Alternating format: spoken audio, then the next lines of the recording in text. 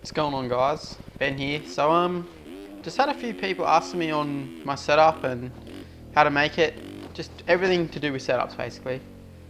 So this is going to be like a noob tutorial. So when you very first start out, you're looking to make a setup, this is probably the video for you. Alright, so first things first. Just say you're starting out, brand new. You've got all the basic settings. Everything's just completely stock. Alright, first things you're going to want to do, you want to drop your stability from 100 to 15. And I hear some people say you want to drop it to 80, then to 60, then to 50, and slowly bring it down. But in all reality, that's not even really going to help you too much. You'll get like a slight feel for the game, but if you drop it straight to 15 and you get good settings, you'll pick it up so much quicker.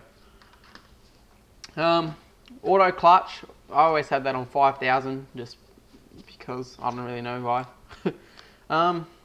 Braking, I drop my brakes just a little bit because I feel when they're maxed out, it doesn't stop properly and it'll sort of slide. Max stab speed, I put that a lot lower than most people, only because I feel that it's a lot more grippier when it's lower. Arcade physics, you want that to no. Brakes, I know some people, they put their brakes on normal. I have them on anti-lock only because I don't like to have my rear wheels and front wheels sliding out everywhere. Stop wheelies, same again, some people have them the front only, some people have yes. I put it to no because I feel it stops a lot quicker when it's on no. Automatic shifting, turn that off. Dab when stop, that's more of a preference thing. It doesn't matter too much. Sticky sit dab, again, that's more of a preference thing. Where when you press sit and dab, it'll just sit there and you got to press it again to get the bike to stand back up.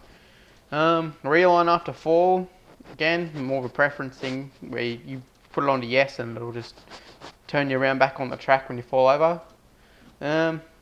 Yes, lean indicator, that just gives you like a random bar to show you how far you're leaning over. I turn it off to no because I think it's a bit distracting. Suspension, again, it's how you feel. Some people have it soft, some people have it hard. For me, I like to have my suspension like rock hard.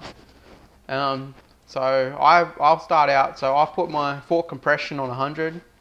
Rebound, I'll put that to about 90. And spring rate fork oil I'll put that to 100 as well. And everything else just goes to 100. And some people say, oh, it's too hard, you'll slide out everywhere. It's a game. It's not real life. Even if it's rock hard, you'll still have plenty of grip. And I think when it's hard, it'll soak up everything and it just makes everything a bit quicker. Rear end. Shock, I'll have that to 67. Only because, yeah, whatever, that's my team name. Shock rebound dampening, put that to 100. Shock spring rate, you want the spring rate pretty low, I put that to about 35. And your preload, and when your spring rate's low, you want your preload high. So I put my preload to 100. Sprockets is, some people I know they have it on -2.0, some people 0.0. For me, I like to have lots of acceleration, so I put it on to -2 +2. Rider vertical, this is how quick your rider will move backwards and forwards. So I put mine to 75, and my rider forward spring and dampening, I put that to 100, and I put it to 22. And then I get a lot more movement and I get a lot more spring.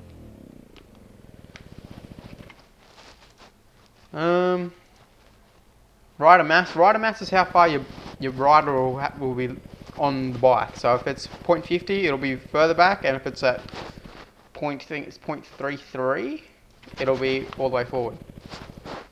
But I like to have it back only because it's just a preference thing. Alright.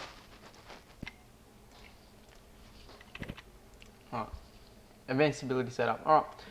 Having a good advanced stability setup is probably one of the most important aspects of this game. If you don't have a good advanced stability setup, you will not progress and you won't get very good. Alright? Just straight up. So, leveling. Leveling is how much the bike wants to roll towards vertical. So when you go around a corner, it's how much the bike will want to come back up to the middle after you've exited that corner. And I put mine to 25. Roll dampening. Roll dampening is how quickly the bike leans over.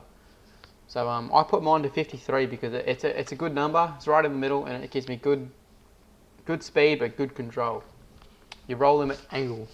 Your roll limit angle, I put that to 80, and it's the angle when the extra roll dampening kicks in. All right. Your roll limit factor. Your roll limit factor, I put mine to 32, and it's how much extra roll dampening you get when you get past the roll limit angle. All right. Steering dampening, I put mine to 38, and it's how quickly the bars turn. And basically it. Steering strength, I put mine to 100, and it's the force used to turn the bars. Max steering force. Alright, max steering force, I put mine to 880, and it's the maximum force applied to the bars. Direct steering, I put that to 1. Slow dampening speed, it's the speed in feet per second in which you get extra roll dampening, and I put that to 53. Your slow dampening factor, I put that to 2, and it's the amount of extra roll dampening you get below slow dampening speed. 0.13. Alright, that's my next setting, and that's landing dampening fall off, and that's how long you get extra roll dampening after landing. And then I put my landing dampening factor to 1.25, and that's the amount of extra roll dampening you get after you land. And then I put my full lock speed to 10, my restricted lock speed to 50, and I put my restricted lock angle at 550. So yeah, that's my setup. It's a universal setup. It works for 450s, 250s, 125s, 50s, anything. I use it for nationals, I use it for supercross, I use it for stock tracks, I use it for everything. It's just a universal setup. But have a play with it. If it doesn't suit your style, just drop some settings, make your own, because you know what they all do now. And yeah, enjoy. Catch us.